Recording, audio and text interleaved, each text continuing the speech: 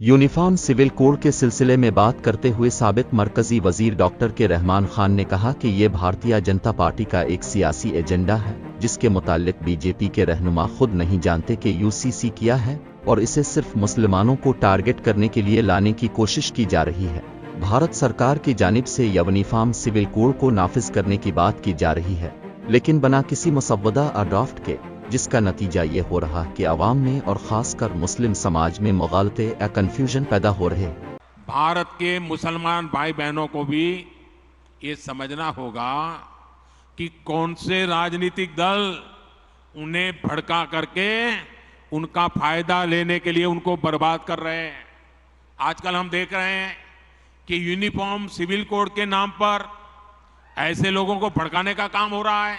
रहमान खान ने कहा कि मरकजी हुकूमत की जानिब से आज तक यूसीसी का कोई खाका और ड्राफ्ट तक दस्तयाब नहीं कराया गया और वजीर आजम नरेंद्र मोदी को खुद नहीं पता कि यूनिफॉर्म सिविल कोड क्या है। लॉ कमीशन ने पूरे मुल्क में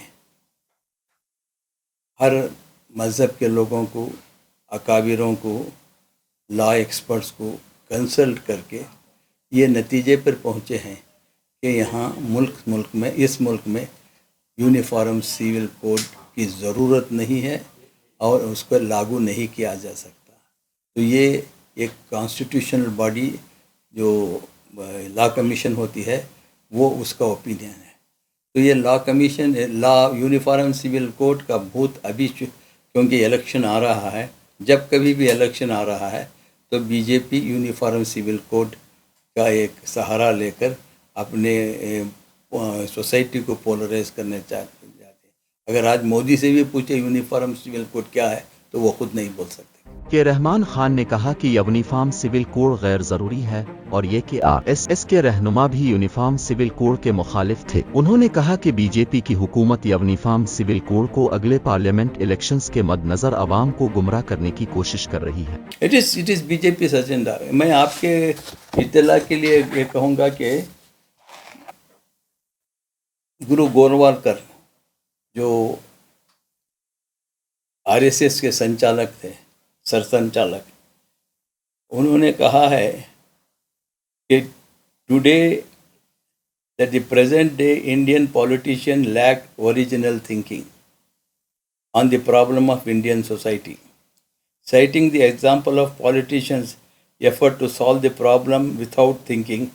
He referred to the question of uniform civil code for all the country and said that such a uniformity was not necessary in itself. Indian culture permits diversity in unity. The important thing is to infuse spirit of intense patriotism and brotherhood among all the citizens, Hindus and non-Hindus, and make them love this motherland according to their own religion.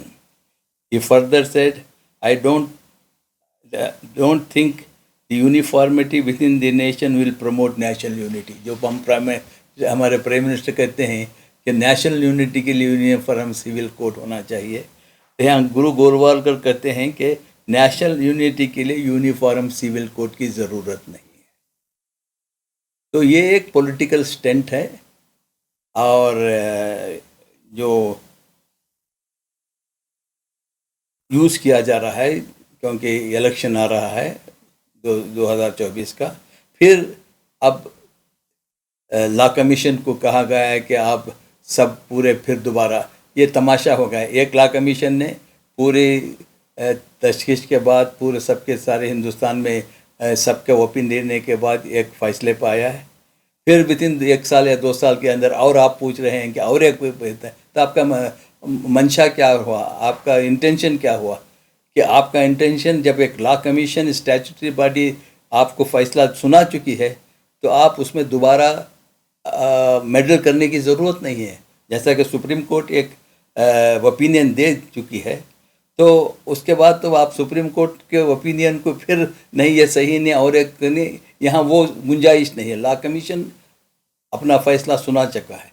अब हर फैसले को law commission के मान लेते हैं, तो ये फ़ैसला क्यों नहीं मानते आप?